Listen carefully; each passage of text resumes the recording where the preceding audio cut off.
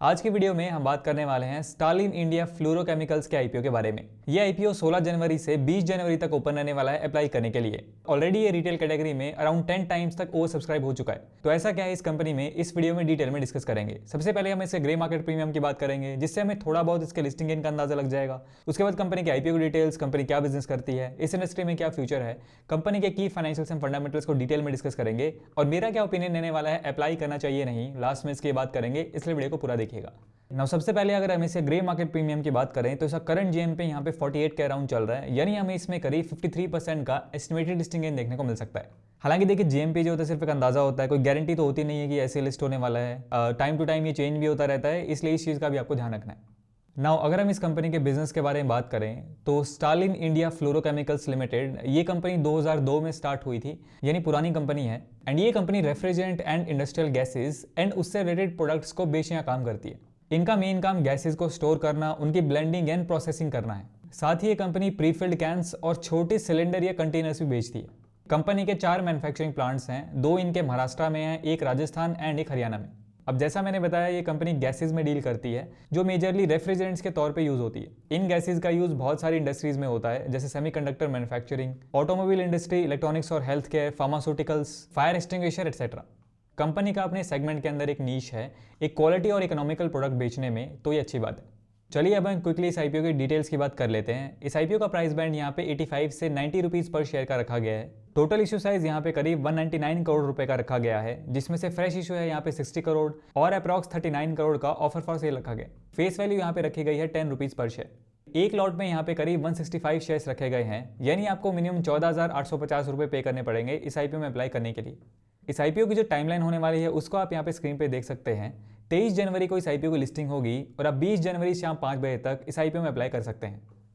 चलिए अब हम इसके फाइनेंशियल्स की बात कर लेते हैं। सबसे पहले अगर हम इसके एसेट्स देखें तो एसेट्स हमें यहाँ पे अच्छे दिखाई दे रहे हैं। साल दर साल ग्रोथ भी हमें अच्छी एसेट्स में देखने को मिल रही है। FY24 में कंपनी के एसेट्स थी यहाँ पे 203 करोड़ के आसपास। रेवेन्यू की बात करें तो रेवेन्यू भी हमें ठीक देखने को मिल रहा है। ईयर ऑन ईयर थोड़ी बहुत ग्रोथ हमें रेवेन्यू में भी देखने को मिल रही है। FY24 में कंपनी का रेवेन्यू है यहाँ पे 236 करोड़ के आसपास। इसके बाद प्रॉफिट आफ्टर टैक्स की बात करें तो कंपनी यहाँ पे लास्ट 3 ईयर्स में प्रॉफिटेबल है। हालांकि अगर हम FY22 से कंपेयर करें तो कंपनी का प्रॉफिट यहाँ पे कम हुआ है। FY22 में कंपनी का प्रॉफिट था यहाँ पे 21 करोड़ के आसपास, फिर वो कम होकर FY23 में हो गया यहाँ पे 9 करोड़ और फाइनेंशियल 24 में वो फिर से बढ़ के हो गया 14 करोड़ के आसपास। और फाइनेंशियल 25 में अभी तक 30 सितंबर की बात करें तो इसका प्रॉफिट यहाँ पे 16 करोड़ के आसपास है। यानी अगर हम फाइनेंशियल 23 से अगर कंसीडर करें तो ठीक ठाक ग्रोथ हमें प्रॉफिट में भी देखने को मिल रही है। उसके बाद नेटवर्थ की बात करें तो वो भी कंपनी की ठीक है। टोटल बोरोइंग की बात करें तो कंपनी के ऊपर यहाँ पे थोड़ी बहुत डेट भी है। करंटली कंपनी के ऊपर यहाँ पे 81 करोड़ का डेट है। अगर हम इनके डेट टू इक्विटी रेशियो की बात करें तो ये करंटली यहाँ पे 0.55 का है। डेट टू इक्विटी रेशियो अगर 0.5 से कम होता है तो अच्छा माना जाता है, इसका उससे बस थोड़ा सा ही ज़्यादा है, मैनेजेबल है। अगर हम इसके फंडामेंटल्स की बात करें तो कंपनी की ROE, ROC एंड RONW यहाँ पे ठीक दिखाई दे रहे हैं। 15% के आसपास अच्छा माना जाता है, इसके उसके आसपास ही हैं तो ठीक है ना। अगर हम कंपनी के PE रेशियो यानी प्राइस टू अर्निंग रेशियो की बात करें तो ये यहाँ पे करीब 37 का है। और अगर हम इसके PE रेशियो को इसकी पीयर ग्रुप की कंपनी से कंपेयर करते हैं तो इसका PE रेशियो यहाँ पे लोअर साइड में निकल के आता है। यानी इसके ओवरऑल फाइनेंसेस को देखते हुए एंड इसके पीयर ग्रुप के कंपेरिजन के साथ इसकी वैल्यूएशन मुझे यहाँ पे ठीक लग रही है। नाउ चलिए अब हम कंक्लूजन की बात करते हैं कि इस आईपीओ में अप्लाई करना चाहिए नहीं।